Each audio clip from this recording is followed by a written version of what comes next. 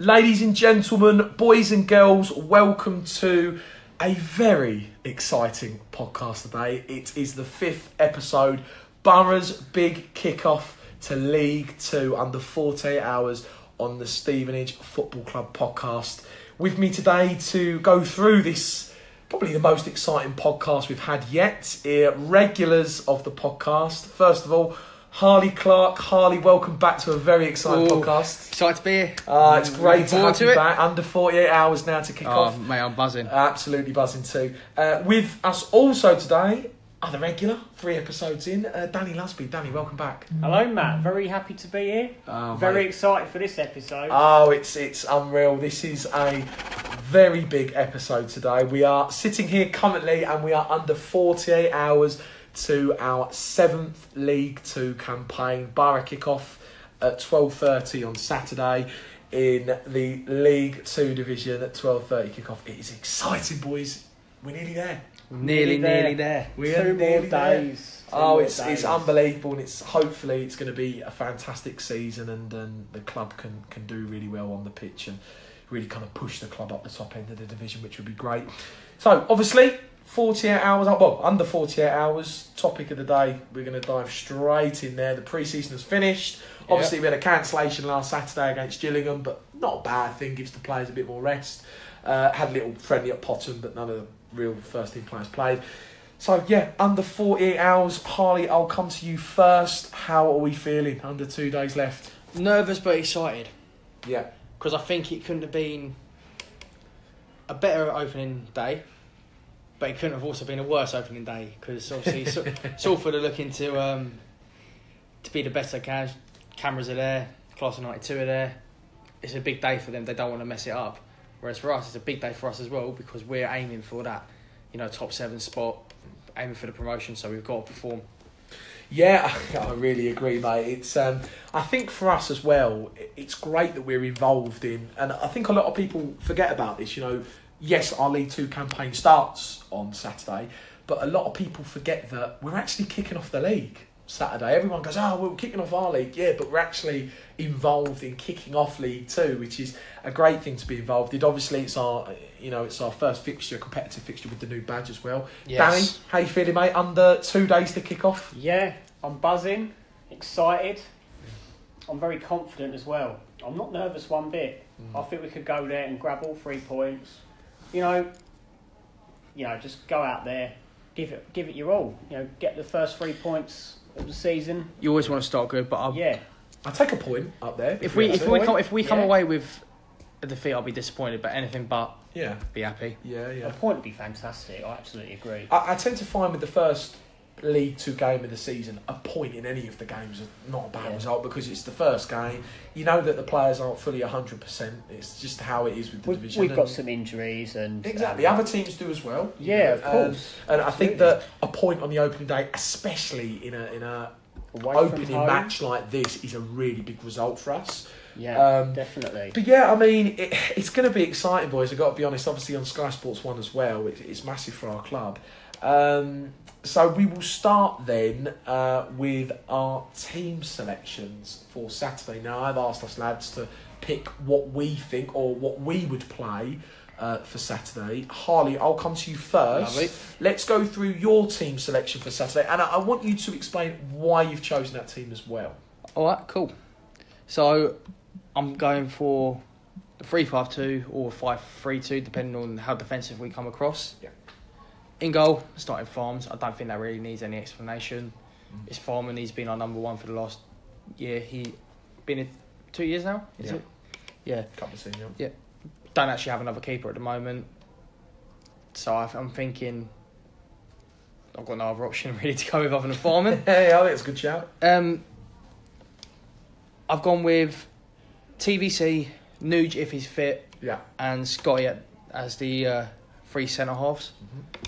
I think TVC, you just can't not start him. He's had a fantastic summer as it is. He looks fantastic, and he's probably going to be our player of the season this year. Mm-hmm. Nuge, I'm hoping he's fit, because I think he does bring solidarity to the back, because he's confident with the ball at his feet, and he can play it out if we need it. Cuthbert's captain. You can't not play him. Yeah. And again, like Farman, don't think he really needs any explanation. He was our best player last season, and he just does make things look effortless at the back. Yep. And then left back and right back, or right wing back and left wing back, depending on how we come across. I was very torn between Stokes and Denton, but I'm thinking we had this on the debate, didn't we, at the start? Yeah, but I'm thinking I'm going to go with Stokes to start with. Yeah. Purely because it's opening day and you want your most experienced and your best possible team out there. Like I say, not to say that Tyler Denton wouldn't get in the squad, but I just think a player of Stokes' calibre will probably be wanting to play a regular starting position more often than not. And I think if you're not picked opening day, that's a bit demeaning. He's come here to play football, isn't he? He hasn't come to sit on the bench. No. It's a good back five with the 2 wing backs. So Wilding on the right hand side. Yeah. Again, no other real explanation. Probably our most improved player last season. I think he's looked all right during pre-season. Can still get up and down the wing. And I think he will be another player to grow into this season. Yeah. Midfield? My midfield now. Midfield's had a bit of a change in the last 10 minutes. Because as we're recording, Noor Hussein has been announced as a player for Borough. Yeah, for the listeners that are listening, we're literally currently sitting here and the transfer window's going off on one at the minute, isn't it? We're getting all these signings going in. So, Noor Hussein, so I've put, player.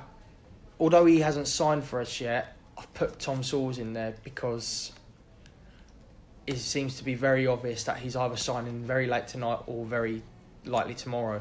Early before the game, yeah. Are you sticking Sawes just in front of that back five or back three? I've essentially got a flat 2 in the middle, then a player in front of them. Okay. So I've got Ironton on the right hand side. Okay, yeah. Because I think Ironton's going to play a lot for us this season, and I think last year was very much a testing the waters to see if he'd be able to cope, and I think he did, and I think he's going to be playing a lot more games, a lot more regularly for us. So the player I've then got in the midfield just in front of him, Dean Parrott. Yeah, it's a bit of a no-brainer, isn't it? Yeah, again, no-brainer. And then up front, I've got the 2 strikers, Newton and Guthrie. Yeah. And we've just had another signing come in. Yeah, Paul Taylor. Good old Paul Taylor. So we've got plenty of option there. We've got another fantastic signing. Yeah, exactly. Plenty of experience. We've really got the squad. The depth is coming along really well, and I think that is going to be vital for us. Yeah. I think I've probably gone with the most common choice for everyone. Yep. But I think it's probably our best lineup to begin with. Yeah, I like that lineup. A lot of experience, and definitely. I think you've picked the right players, especially going forward. I like the fact you've put Newts and Guthrie together as well. Danny, your team selection for this Saturday. Let's go through yours, and I want to hear the team you've picked and why you've picked them for Saturday. Okay. Obviously, Paul Farman in goal. Yeah. He's our first choice. Simple as that.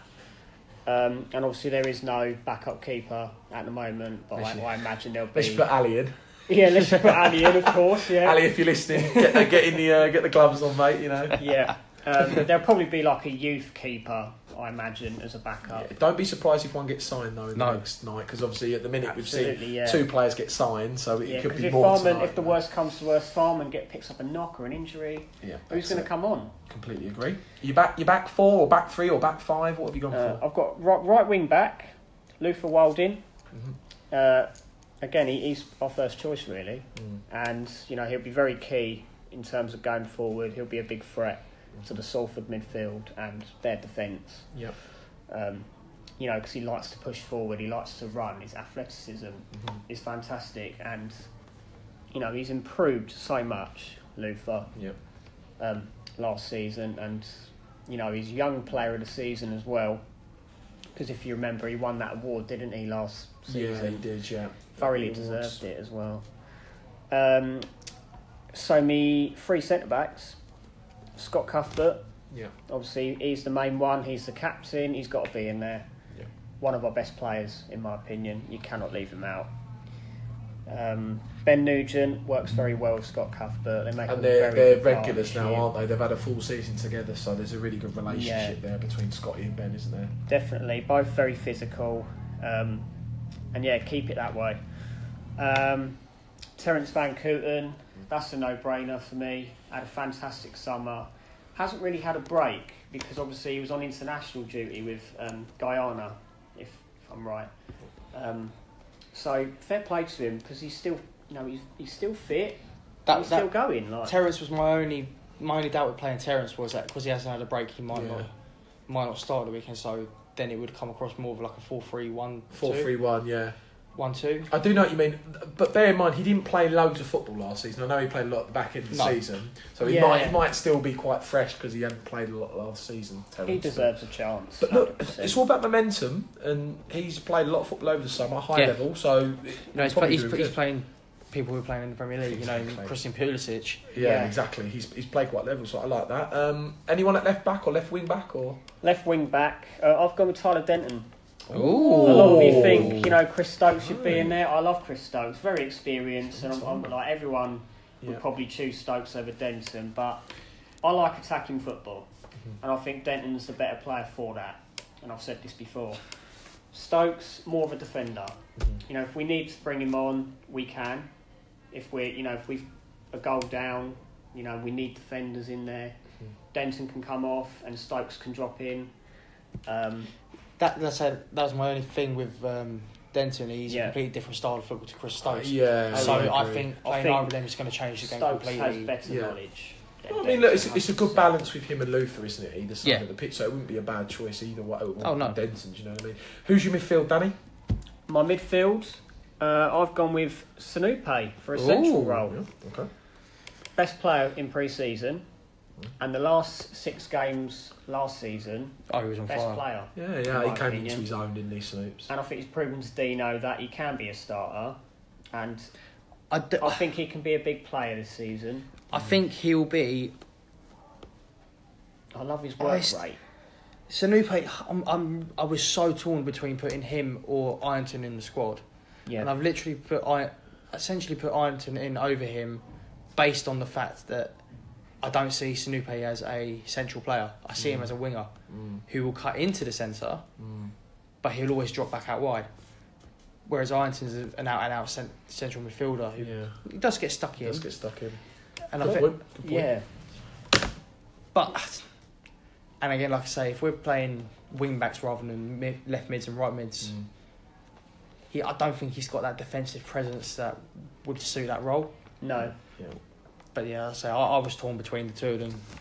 I do feel he throws his body everywhere. Yeah. His work rate is superb, and if I remember watching him against Portsmouth and Peterborough, he played well. He was outstanding. Yeah. And against them sort of sides, that's what you want from a player. I agree. Who else is in there, Dan? Who have you got? I've got Dean Parrott, which is a very easy decision. Very important player, obviously ex-Borough. If Parrott stays fit, he's playing every single game this year. I think he will. Do you know what I love about Dean Parrott is I love the fact that he doesn't just have a fair share with the goals. He's very creative as well, and I think he does everything. That's the thing. Yeah, what I love about him is in that middle of the pitch, you can play him anywhere. I know it sounds quite silly. You could play him out wide. You could play him out wide, and he'd still find form either on that midfield. I think he's a big player for us. Big player for set pieces as well. Free kicks are brilliant. Have you got Parrott in the centre, or have you got him on a whereabouts in that midfield have you got him? I'll have him in the centre, personally. Yeah. I think that's his main position, if I believe, or is he attacking midfielder? He's more. He plays between the two. At Gillingham, they try to get him to play more of a defensive role. I don't think he's that type of player. And he's not a defensive player. Yeah. There's a reason why you bring in players like Timlin, Byram, Hussein. Yeah. So you got that. Yeah, you fill that void, and then you can have an attacking player to break out. Yeah, I completely agree. Who else you got, Dan? I've got Tom Sawes down because there's been huge speculation that he is signing. I believe a deal was almost done, as far as I know. He's one of the better trialists, I think. Alongside Noor Hussein, who obviously recently signed. I think he'll be a unit in that midfield. Physical, strong. Experienced, isn't he? And he's played high level of football, Premier League football. Absolutely. That's a really strong midfield. So you've gone almost 3-5-2 with Luther but Denton's left wing back. And then you've got 3. Who's your up front? Who's up top? Curtis Guthrie, and Danny Newton. Yeah. Okay. Yeah, that's quite. Obviously, they're the main two. Yeah. You know, they're the ones that are going to get us the goals. Yeah. And I think I've gone with Arthur to play behind. I've gone with Arthur. Oh, you've gone with Arthur, have you? Yeah. Oh, I think Arthur would be possibly a player to play in. He'd have to take someone out of that midfield though to put him in. Yeah, possibly. So it's just picking who you would exchange for Arthur, whether that's Sanupe or Parrott or unless Parrott or Sanupe go on the wing. Yeah. Could even end up playing a 5-4-1. You know. Yeah, with one coming off, it can happen, can't it? I like that team, Danny. Very strong, very experienced. My team, they're all quite similar. It's very by one or two players. Again, Paul Farman in goal for me, only goalkeeper. But even if there was another goalkeeper, I think Paul would play. Unless we sign someone to come back, like say Jamie Jones or someone to fill in. For me, I've got exactly the same setup as we ended last season. I've got Luther Wilding as my right wing back to go forward when we go. To push forward as we go forward, to come in a 5 as we defend. I think it would be a bit silly not to play him. And when he's played there in the pre-seasons, I think he's looked good. My kind of 3 defenders in that role, I've gone for Van Kooten. I think it's a no-brainer. Again, he's had a brilliant end to the season last season. He's had another brilliant season. Over the summer, should we say, in his competition. And I think he's probably actually been one of the best players in the pre-season, actually. I think he's had a real solid pre-season. Scotty Cuthbert, don't need to explain why he's there. Stalwart of a player, captain, coming off an excellent season, so experienced. He's the real linchpin to our team. I've gone for Ben Nugent to play along with Scott Cuthbert. That's only if he's fit, Nugent. I think he will be fit. Who would you play if he isn't? If he isn't, Stokes, I think we're playing that role. And then we pop Denton out wide. I think that's a solid back five. That's a good shout. Ben Nugent in there again. He's played a full season with Scotty. Like that setup. And for me, left wing back at the minute, I've gone Chris Stokes. I think Stokes, as Harley said earlier, he's such an experienced player. In games like Saturday, you play players like him. Again, if Nugent's injured, Stokes will fill along Nugent and Denton will play, and I'd be happy with that either way. But for me, Stokes, he's such an experienced player. He's had back-to-back promotions. There's so many credentials that he brings to this league and on our club and our team. I think it'd be silly not to play him. So that's kind of my back 5, back 3 with the 2 wing-backs. In the middle, again, he hasn't been signed yet, but I've gone for Soares. Hopefully Soares does get signed. I've gone for him in front of that kind of back 5, back 3. Premier League player, plenty of experience, brings a lot to the team. What I've seen of him, he's good on the ball as well, so I think he'll be a good player. Yeah, absolutely. I've gone for 3 in there, so I've gone Soares. My other player's been Sanupe. You made a really good point earlier, Danny. Back in the last season, he was fantastic. I'll always remember his performance at Port Vale and the goal he scored. Excellent goal, excellent performance. Coming to his own. There's a discussion that there's a discussion that me and Mark Sampson had at the training day, and he said something really, really interesting about Sanupe. We were talking about your modern day midfield player would normally be one that would pick up the ball and distribute the ball like the old Steven Gerrards and Paul Scholes and Frank Lampards. And he was telling me that the game's now developed. If you take Liverpool, for example, they've got Mane and so many runners. The midfields of teams now, you actually have a lot of runners there with the ball, rather than your old distributors of the ball. The modern day game's changing, and what Sanupe is he's that newer generation type of midfield player. He's probably at the age where skill was coming into football. Yeah. You know, players like Ronaldinho were coming through. You had Kaká, you had a young Ronaldo. Yeah. Where I know Sanupe probably didn't grow up playing at the same time as Ronaldo. But it's like them sort of players, you know, like, well, even Luis Figo back in, like the flair was coming into the game, and it's now at a point where the best wingers in the world, like say Ronaldo, Hazard, Dybala, Messi, they've all Malcolm, Dembele, they've all got some form of skill about them. No, I completely agree. So it is the style of football now. He's grown up into a Tottenham academy as well, so he's been playing a very good football. But there's something that Mark Sampson said to me that I really liked what he said, and it was a really good coaching point. Again, the football IQ of Mark Sampson is excellent. But he said that when you look at Sanupe, to the kind of the naked eye of football fans, he would come across as a player who you'd instantly say, "Oh, I play him on the wing." right? Because he's very fast, good with the ball, likes to go forward.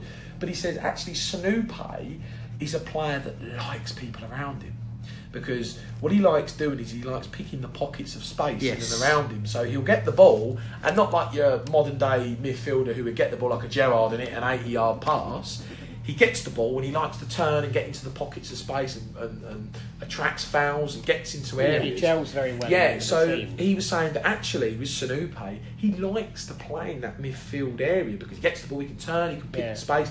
So I think Dino will play him, I'm not saying right in the centre of midfield, but just off to the right in that kind of section. I think he'll play Snoopay, and I would like him to play there as well.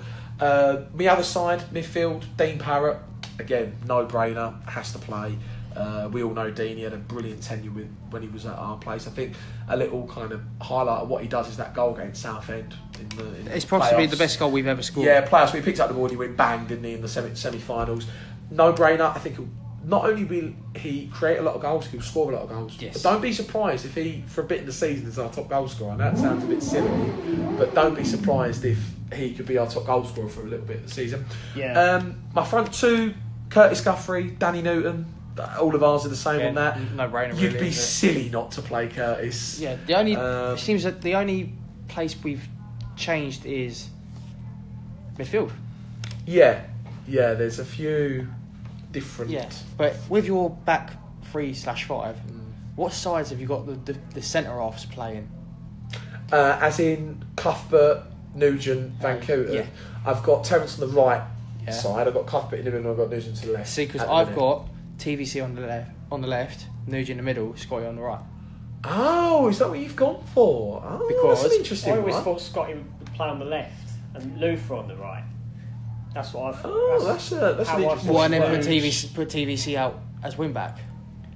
No, TVC at centre back, but right centre back, Cuthbert left centre back. Do you know what I mean? Is that you? Yeah, but what I'm saying is you just said Wilding. No, I didn't say Wilding. I said Wilding wing back. Yeah, but I'm on about the we're on about the I centre don't even halves. think we need Harley and Foley's disagreement corner here. Here we go. Keep going, boys. I would never change. I would never change Wilding from the right back position. Oh no, I thought you meant Terence and Cuthbert. Oh no. So yes. Oh, I see. I must have. So you've got actually Nugent in the centre because I think. I think we need a bit more pace on the left-hand side if we're playing Stokes. Yeah. So we've got someone who, say Stokes gets lost up top, TVC can quickly nip out to the left and he's still got pace.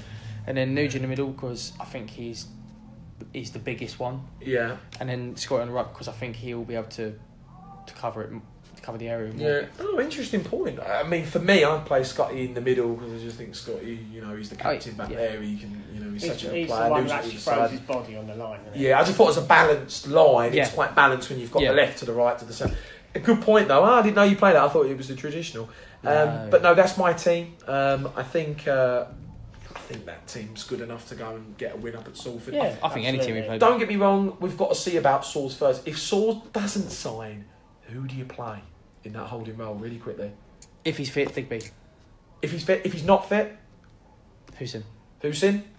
I agree with Harley, actually. Yeah, Hussein. Yeah. If Digby's not fit, Hussein comes in. I'm the same. I think Hussein plays there. And again, he's a Or distributor maybe of the ball, isn't he? Arthur's played in the central Yeah, you can stick Arthur there. I think any of the players that we've got who can play centre mid could play at any point in the season. I know a lot of people are giving him stick, but you've got Joel Byram there as well. Yeah. If need be, look, Byram's an experienced player. See, do you know what I was thinking? I forgot about Joel Byram. Yeah, he can play in that role. I forgot about him.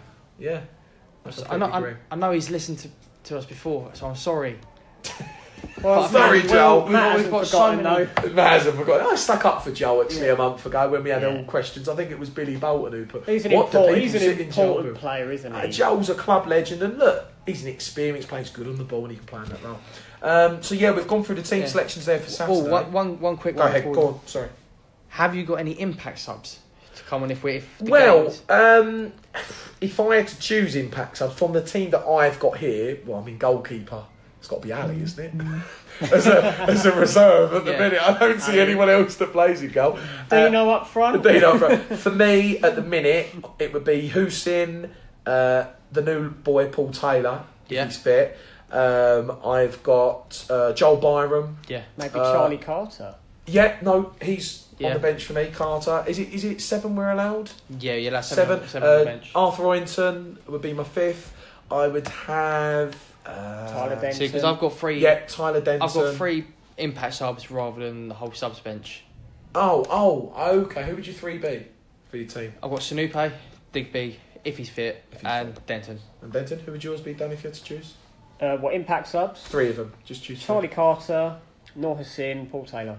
I would go for, talking about our 3, then I would go for Paul Taylor, Noor Hussain, and Tyler Denton. Those would be my 3. Yeah, but even with your full 7, I still agree with it. Pretty much, yeah. So no, it was really good to go through that little discussion. So those are our thoughts on what we believe the team should be on Saturday. Now, obviously, because we're under 48 hours to kick off, and it's very exciting at this point, we have had some pre-match interviews. Now, we were going to edit them in, but because it would take quite a while, and we want to get the podcast out by tonight or tomorrow so that fans can listen to it, what we're going to have to do is we're going to play Dino's interview from today. Hopefully it'll be clear enough. If it isn't clear, we are very sorry. We will edit interviews into the podcast in the future. So we're going to take just a quick listen to Dino's interview, and then we're going to discuss Dino's interview at the end. First game of the season, 12:30 kick-off against a club that everyone knows about the club, but how much do you know about Salford, and will this first game be dominated by the class of '92? And the third question, how much do you have to almost ignore that and just focus on what you're doing? Well, I start from the last one. I think we've done some work with that. For us, it's a football match. It's 90 minutes. It's not going to decide the fate of our season. It's 46 game. We'll work our hardest to make sure to get the 3 points. The rest of it, I think it will be dominated by the class of '92. You will see it's a historic game for them. Actually, they get a lot of criticism, Salford City. I'm not one of them. I understand their ambition. I know they put a lot of money to it. They want to do that. They want to move forward. They've done fantastic for the past 5 years. They keep going forward. I'm an admirer of them rather than criticise them. I think I admire everyone who commit to something, and they're totally committed to that, and they're spending big money on it, and they deserve the success they got. This season, let's see what they got this season. It's non-league to football league is a totally different ball game. I'm sure they're prepared with that. They got a manager who understands the football league. He's background all football league, and he'll know that. And I think they'll do all right this season and next season as well. Okay, so obviously listening to Dino there, a quick thought on Salford. Obviously, a lot of people criticise him, but Dino's saying there that he's a big fan of them and he backs them what they've done. It sounds positive, but I don't think he's really given too much away there, boys, to be honest, is he? No. He's had longer interviews than that. Yeah, I think it's protocol, You don't want to give too much away. And you don't, are you? Yeah, I'm going to... Sorry, Dan. I'm going to disagree with him and say, on the criticism side, yeah, I think they're criticised because people don't have a problem with people buying into their local club or anything like that. We've got fans obviously with the equity stuff who are obviously bought into the club. Yeah. But they've put so much money in and essentially bought the league. Like, winning the playoffs last year in the conference, in the National League. Yeah. Also signing very big players as well. Yeah, and they're signing big players on big wages. And I know for small clubs like us, it's difficult with the wage front, isn't it? Yeah, when you've got other big sides buying. It's not like the Premier League where your top 6, any team could be bought by a billionaire. They've had a billionaire come in and buy them, and then they've had six other billionaires, mega rich footballers come in and give them support. So they've got one of the biggest budgets, if not the biggest budget in the league. And unfortunately, financial fair play doesn't exist down at this sort of level. So there you can spend well without your means. And I think if they're not careful, I don't think they would. But they could end up in a situation like Bury where they're spending too much money. And they've just overspent their... Yeah. Because although you can plough... It's different with the class of 92 because although they're businessmen now, they're footballers and they're fans of the club. Yeah. So if they're in a bit of trouble, they say, all right, well, I'll stick another 100 grand into the club, so just to cover our debts and all that. I completely agree. Yeah. And then if you've got an owner like, say, Berry, who doesn't want to put any more money into the club. It's a bit of a trouble one, isn't it? What happens to them then? Yeah, I completely agree. It's a tough one with Salford. There'll be a massive debate about that. But it's good to listen to Dino. It's good that he hasn't given too much away and let his protocol this time of season. We have got an interview with Scott Cuthbert that we're going to listen to really quickly, because obviously Scott, new captain, kind of takes us into a bit more depth on the game. So let's see if we can play the Scott Cuthbert, see if this works out. Winning the game in front of the Sky Cap. Exactly, it's very important from our point of view that we focus as a normal game, a normal league game. We've got 46 league games to go. Salford are no different to anyone else. We focus solely on the game. We stick to our game plan. We defend well when we need to defend well. We attack when we need to attack, create chances, get goals. And like you say, forget everything else that comes along with it. Let's just focus on winning the game in front of the Sky cameras. There's no better way to do it, no better way to set down a marker for the start of the season than to win on Sky Sports. And from our point of view, important from No, it was really good listening to Scott there. Again, he's such an experienced guy. And he said all the right things there, isn't he? Yeah, he said all the bread and butter, isn't he, on Saturday? Saturday. Sounds very chilled and confident about the game. What I really like about him is it's not overexcited about it. Obviously, he's looking forward to it, but very good enthusiasm. He's nice and calm. He says the right things. Look, the way I know that we always supporters get excited. You know, it's the first League 2 game of the season for us, but this is no different. This is a job. Exactly. He's just said there. You know, Scott said there. It's a normal league game, and let's be honest. All right, the points will add up at the end of the season, and you can pick which ones to make a playoffs. But it's just another league game. It's not the be or end all Saturday, but it is the start of the game, and you know we want to win that game, and you know it's good. It sounds like he's really confident of us going up there and getting a win, not just a point, actually going up there and getting a win. So I think they're two really good interviews. I'm really happy we got to play them on here. Again, sorry if they weren't clear, but we do want to edit them into our podcast in the future. So we've discussed a lot about our setup for Saturday. Let's discuss a little bit about Salford's. Now, we've kept an eye on Salford for the last month. It's known that they haven't had the best pre-season in the world. Obviously losing to Woking 3-1, losing to Middlesbrough 3-1. I went along to the EFL Quest to represent Borough yesterday at Charlton Athletic, and I actually met the two Salford fans, and we had a really good discussion.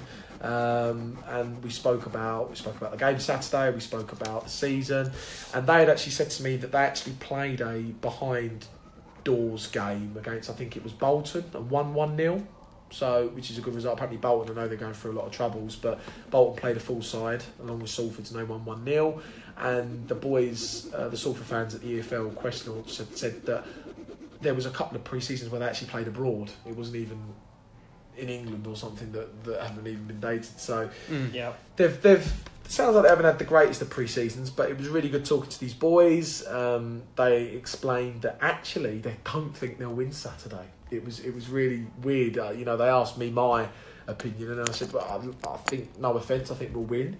And they actually agreed with me. They said, yeah, we think they'll win as well. We think that it's going to take them a good 3 to 4 months to fully get going in the division. They've signed a lot of good players. Of course. And one thing that shocked me is he said, oh yeah, another thing about our stadium is he said, it's not the loudest of grounds in the world. And I said, what do you mean? And he said to me, obviously we'll sell out the ground and we'll sell out the stadium on Saturday, but you'll see it's not very big. And it's really not. It's not. If you actually compare it to our stadium, ours is bigger. And he said, actually, it only holds about 4,000 people. Yeah, he said the acoustics of it isn't that loud. It won't actually be like a Lions Den you'll be coming into Saturday. It will just be. He said, if anything, it will be a low-end League 2 ground. Not even that, a non-league stadium. He said it's not big at all. So it was really good speaking to. Do you reckon it'll be a sellout on Salford's Park? Because big first game. I think it will, and I've heard rumours that they've got Ferguson coming and a few Man United boys, so I think they might sell it out. Obviously, I don't think we will, but I'd love us to. But I think we'll bring a fair few. I think you'd be surprised, maybe 200, 300 Stevenage fans. So I'd like to see this. But let's just quickly go through some of their signings. I know that we could have done this on an earlier podcast, but it will be interesting to discuss. Their most notable signing I've got here in front of me is a Brighton player, Richie Towell. Centre midfield player. Really very good. What do you think of this, Harley? Good signing. Good signing. Yeah, he'll do well. Play? Do you reckon he'll play against us on Saturday? If he's fit, he's starting. He's a big player. And solid midfielder. And I've got the stat here. He was a free transfer. They didn't pay anything for him. Absolute bargain for him. So that's an absolute bargain. We've got other players. We've got a Barrow player, Dan Jones, who was a left back. Martin Smith, who come from a free from Swindon. Good signing again. Good player. Did he play against us last season? I can't recall. No. But Swindon, be a good player. Other notable players. A goalkeeper from Plymouth, Carl Leatheran. I don't think he played against us last season. Oscar Threlkeld, I believe, signed for Salford. Yes, I've got that one right here. Very player. Oscar Threlkeld, but he's from a Belgian team called Wassel Beveren. Sorry if I've got that wrong. But they do believe that they play the top division of Belgian football. Yeah. I read the other day. So Belgian football is quite high level. Like if you're in the top half of the Belgian football, you know you've got teams like Genk. Yeah, you have some really strong teams. Anderlecht, very good. You know, it's a tough league. I mean, do you know what? It's really interesting. I'm looking at the signings here. Their best signing, I personally think. Now, this isn't a free transfer. They paid a lot of money for this guy. Lee Armstrong from Middlesbrough. Yes, who was one of Middlesbrough's top goal scorers over the last 5 years. They've signed him. So I'd imagine is he getting on a bit in age now though? I think he's in his 30s. Yeah, but so that could explain a lot why he's dropped down a couple of levels. But if you look at their forward line, Rooney, Diasawure, and him, that's not bad. They've got Matt Green or Matt Reed.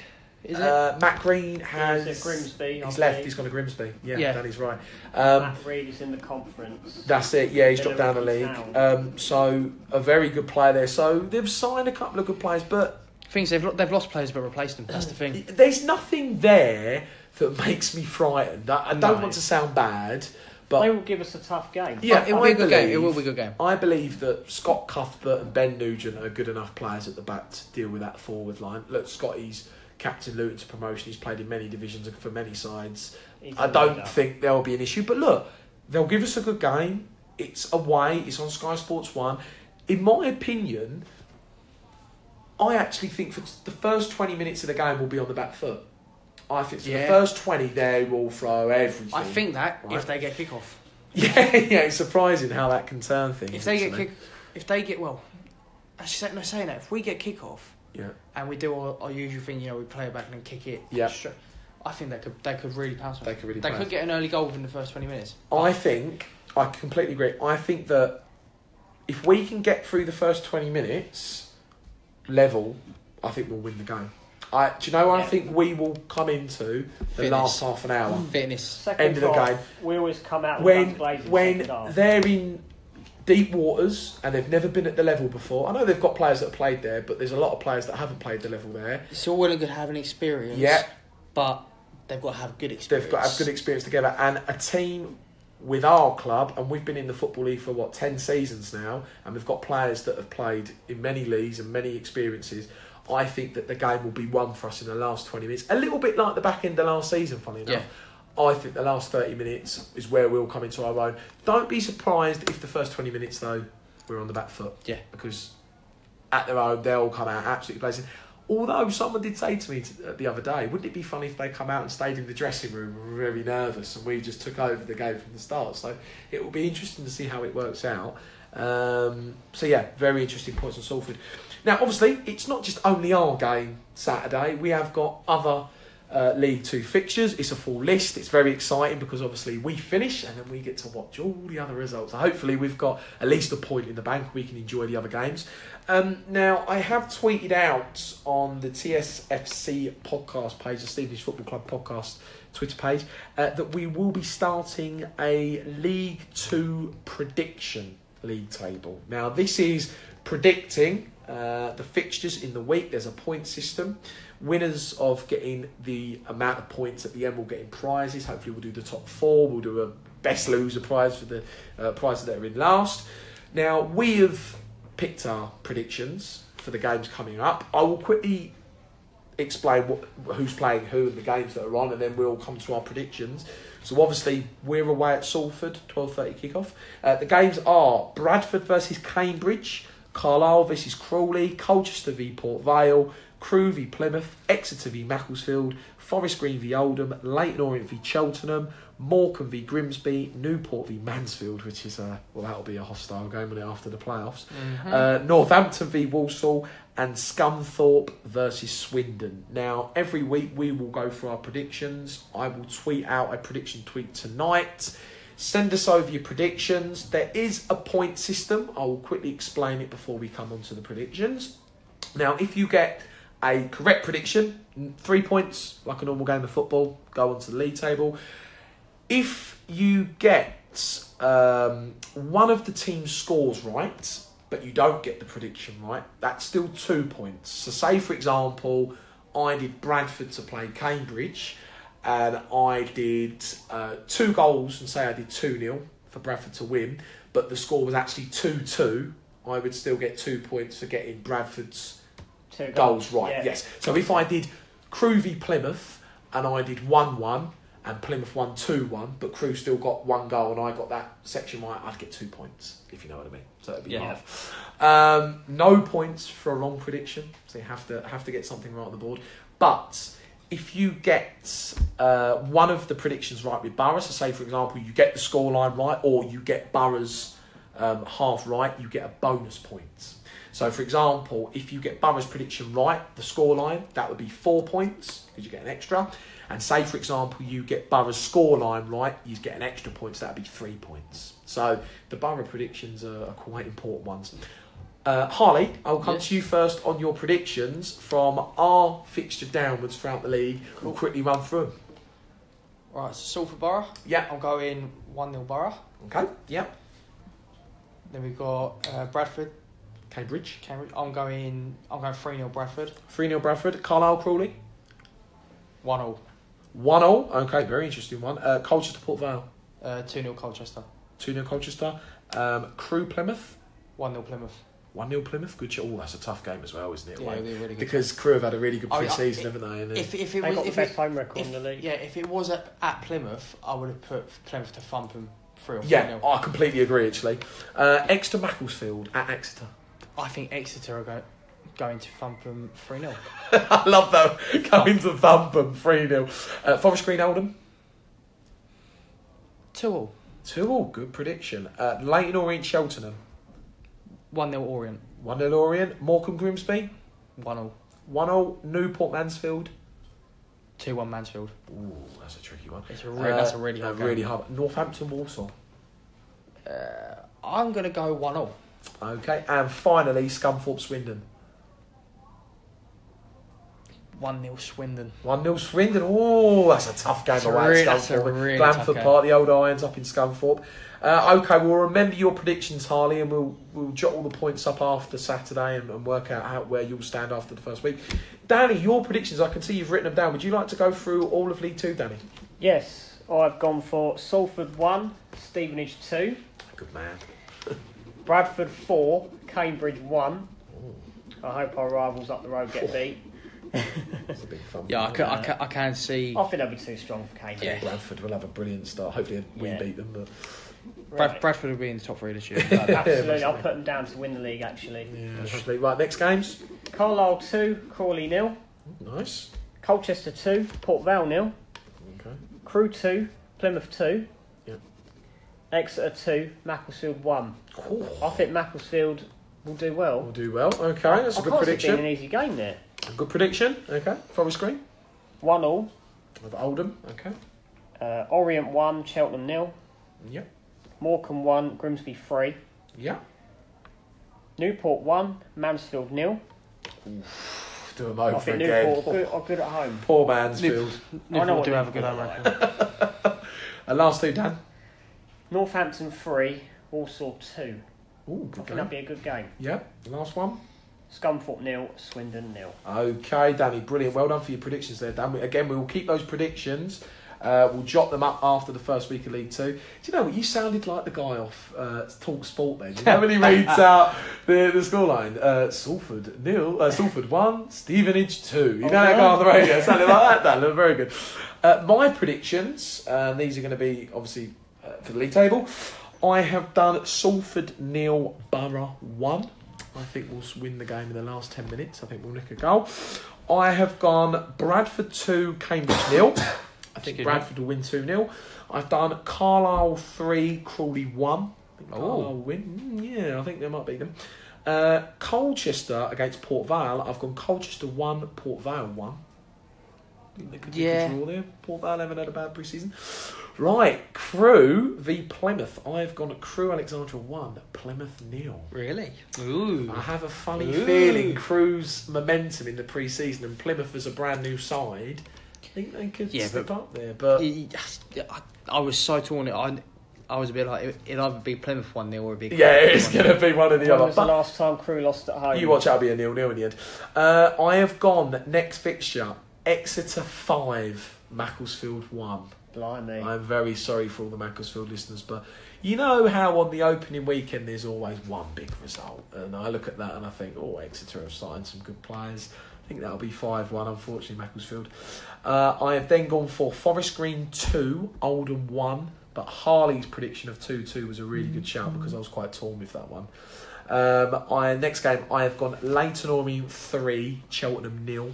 I think Leyton Orient will really, really put on a show after obviously all the sad stuff that happened over the summer. I think they'll come out with a brilliant result. Morecambe 0, Grimsby 2. I think Grimsby look a good side. I think they'll win there. This is the one that I was quite excited talking about. Newport 1, Mansfield 3. I reckon Mansfield will give them a bit of a...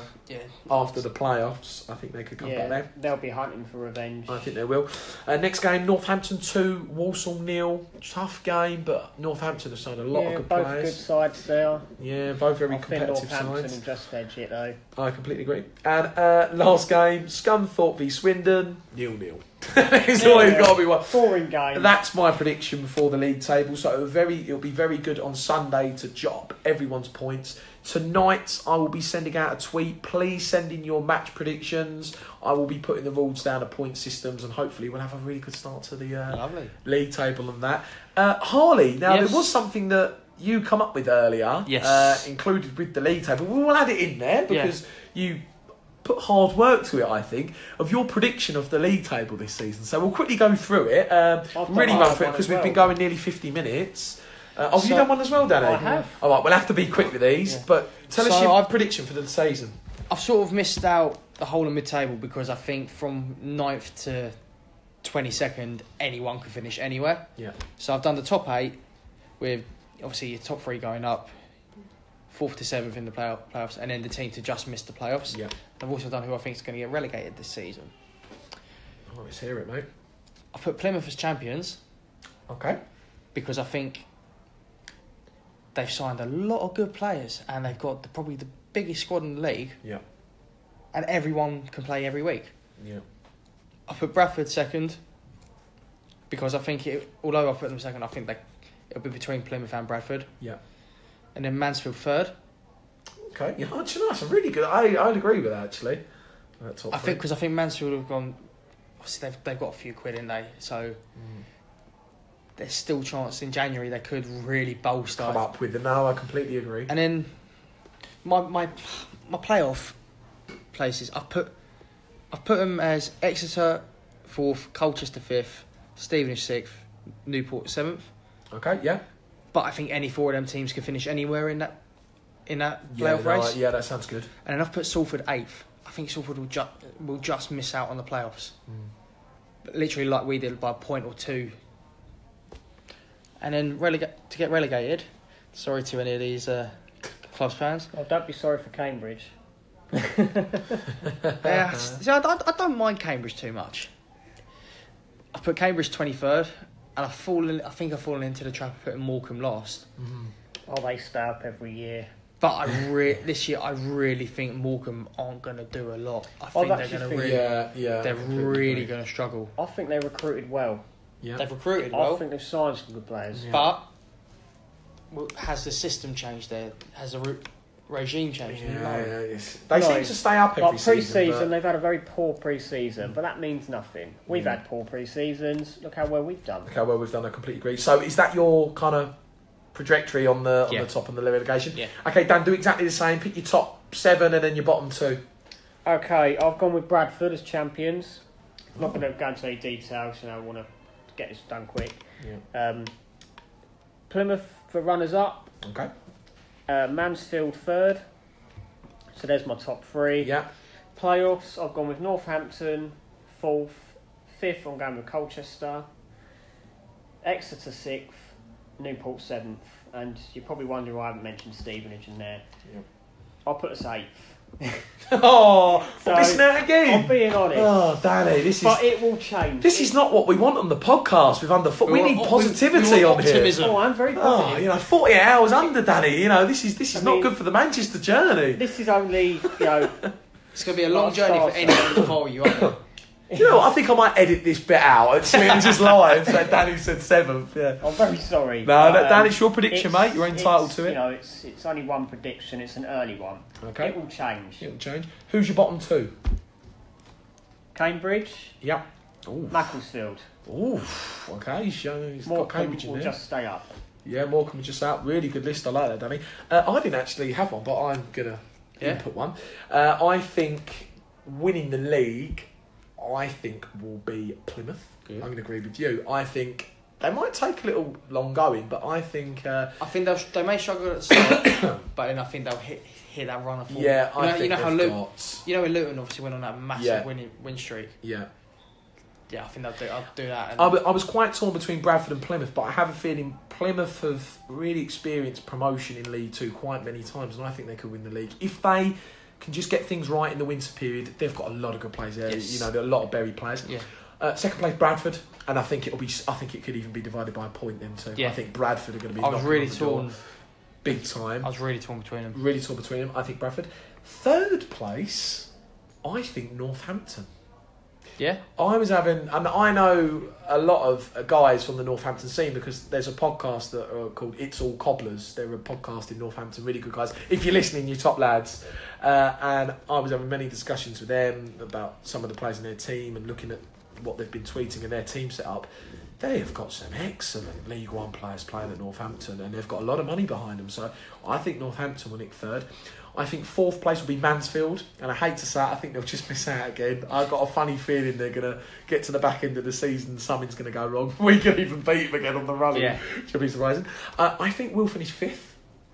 I think that if people stay fit, and if Digby can get back fit quickly, and we keep a tight together team, get support going. I think if we can get a bit of momentum and pick up some early points and kick on into the winter and keep consistent, which we struggled with last season, I think we'll make the playoffs. And I don't think we'll just nip it. I think that if players can stay fit, I think collectively we've got a better team than last season, and I think we'll finish fifth. My sixth position, I think Exeter might get in there. Again, that's my player place. Anyone can finish there. They've been around that mix. Yeah, I think Exeter, looking at their team, they've signed some good players. I think Exeter, and I think seventh, Leyton Orient. Yeah, I think Orient will nick a playoff place. Originally, I was saying Salford and Orient up there, but I'm not sure about Salford. I think it might take them a season this time to get going. So I say Orient. I think Salford will get eighth or 9th, and then they'll be up there. But I think Orient. My bottom two to go down. I think Macclesfield will finish bottom, and I think Morecambe. I think this is it for Morecambe's season. They've fought for so many years. Don't get me wrong, well played Morecambe, but I just can't. The league looks so competitive now that I just cannot see, other than Macclesfield and Morecambe, a team getting relegated. Don't get me wrong, a year ago if you'd have told me Notts County got relegated, I would never have believed you.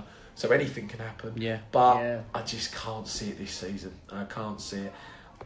If you're pushing me for another team, I'd say Cheltenham, but I don't know. I think Cheltenham will stay up. I think they'll get. I've got a reasonably good side, to be honest. So no, it was really good to go through that, boys. Now, obviously, we're coming to the end of the podcast. We're on our last section now, the questions and answers. We haven't actually got a lot of questions, so it'll be nice to quickly fly through them, boys. There are a couple. First question on Twitter. It's from the Borough Realist. Borough Realist has asked, and this one will be for you, Harley. Love it. It's great to hear all the enthusiasm and positivity amongst the panel, but there are inevitably problems and concerns within the club and team. What do you all see as the main issues and areas that need urgent attention both on and off the pitch before Saturday? Injuries is mainly my only concern. Yeah. Because I think it's very good to say there's a high chance of them being potentially fit. Yeah. But even if they're potentially fit, it may not be the best interest to even bring him. If Digby gets cleared to play the day before, I wouldn't bring him. Yeah. I wouldn't risk it because it's that soon to come back from an injury. Just give it another week. A week isn't going to make a difference in terms of the league. I completely agree. Yeah. I find it really hard to try and pick out what the issues could be because we don't know what's going on behind the scenes of the club. And unless something comes out in the news where there's been a bit of an issue, then you won't know about it. My only other concern would be options for wingers. If the defensive... That's a good point, Harley, yeah. If the defensive styling of Wilding, although Wilding can obviously attack very well, and then Stokes may come across potentially a little bit too defensive. Yeah. So, as you're saying as well, if those two get injured there, or there's an injury problem at fullback, there's a bit of a... Van Koopman might have to play then. It might have to go to forward two wingers. Really good point. Danny, question is from the Borough Realist again. We love the Borough Realist. He seems to be sending all sorts of questions. We'll use him again really quickly. Question, this is for you, Danny. What areas do you see as our Achilles heel, i.e. potential weaknesses and concerns? Weaknesses. So I do believe he's asking weaknesses and concerns within the team. What do you think? That's a tricky question because it was the midfield. It was the midfield, in my opinion, but I think we look better all around. I think we look ready. Yeah. I think, if we do bring in Tom Sawers, that's our midfield sorted. We've got some units in midfield. Dean Parrott's come back and he's, putting a good impression. Arthur's got fantastic potential. I think, I've no doubts he'll feature a lot this season. Yeah. Sanupe, obviously, is more of an out-wide player and he can come into the central role, and I think he's improved massively since coming back into the side. Yeah. Obviously, Digby is injured, so that's a bit of a blow, but he could be fit for Salford. Well, that's it, because we've got a few injuries. I know that's a concern, but after seeing the signings tonight, I know that we've got a few injuries there, and obviously Digby I don't think will be fit for Saturday, nor will obviously Kennedy and Cowley, but we've covered a lot of those positions, so I don't think obviously hopefully Sauls will get signed. I think we need a bit more pace. I think some wingers, I think those are the weaknesses. I think we need to be more quicker, a bit more faster. Precise, no, really good but answer. Other than that, we look ready. Yeah, really good answer, Dan. Now, unfortunately, that is the only questions that we have got, which is a bit of a shame. Thank you very much, Borough Realist. Yeah, so listeners, we need your questions. This is, a panel where we want to get everyone involved, so please send us over your questions. To be fair, it's probably... we know we're going to have dud weeks every now and then. Yeah, true. To be fair, I'm going to take the blame for this because I only put it out once and I probably should have tweeted it or Facebooked it twice. So it's my fault, to be honest. I'm very sorry for that. Yeah.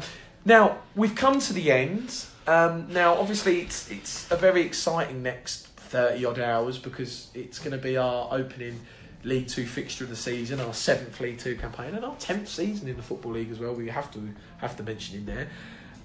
Boys, I've got to say, it's been an absolute pleasure kind of building this podcast the last month, and it's fantastic to absolutely now be doing it as Borough competing in League 2 football. Yeah. So, I know we've mentioned it. One word: win, draw, or loss. Saturday, go. Win, of course. Win for me. For all the listeners listening, thank you ever so much for listening. Anybody that's travelling up to the game, whether that's Friday or Saturday, please have a safe trip. It will be great to get as many Borough fans up there as possible. If you see us, come say hello. If you see us there, hopefully we can possibly even do some YouTube videos for the YouTube channel. That'd be great. So don't be shy. If you see us and you know who we are at the Stevenage Football Club podcast, come over. We'll even interview a few people before the game. Maybe we could use it on the podcast next week. Exactly. Yeah. And safe trip up, please. If you're thinking of going, get yourself up there, go and support the club. It'd be great to have as many Borough fans behind the goal, really supporting the team on. If not, you can watch the game, remember? Yeah, if not, and you don't know already about it, we are live on Sky Sports 1, 12:30 kick-off. The programme does start at 12 o'clock on Saturday, so if you're not watching it, I do believe the Broadhall Suite is open for people that want to go and watch it, so if you want to get yourself a pie and a pint, I do believe there's a deal on for £5, so get yourself down the Broadhall Suite if you're not going to go into the game live and watch it down, and there'll be a good atmosphere down there because, you know, other Borough fans. Safe journey to anyone going up, and hopefully, fellas, this time next week we will be 3 points safer, or even a point safer, and we'll be looking on to optimism with Exeter.